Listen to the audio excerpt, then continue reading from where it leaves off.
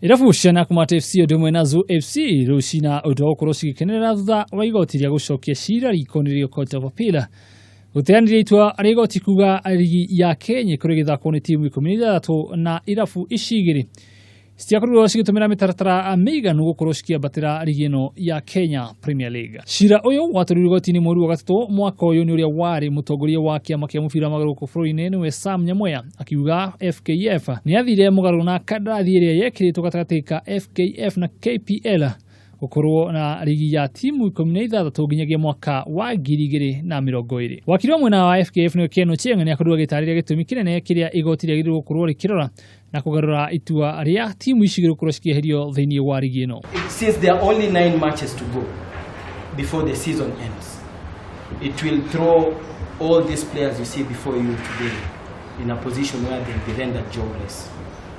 There are over 100 families which will suffer as a consequence of that order. Earlier this month, one of the players of Zoo FC, called Michael Madoya, won the best player for the month of June and July.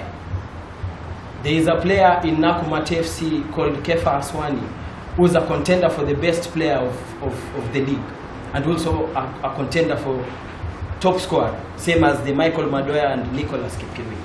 If the orders in the High Court are allowed to stay, these players will be taken out of contention from those orders.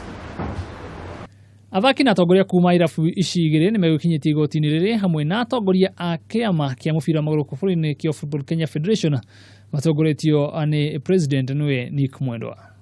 Riu irabu icigiri cigukorwo cigithaka rigi ino cieterere itua ria igoti tariki 3 mweri wa 11.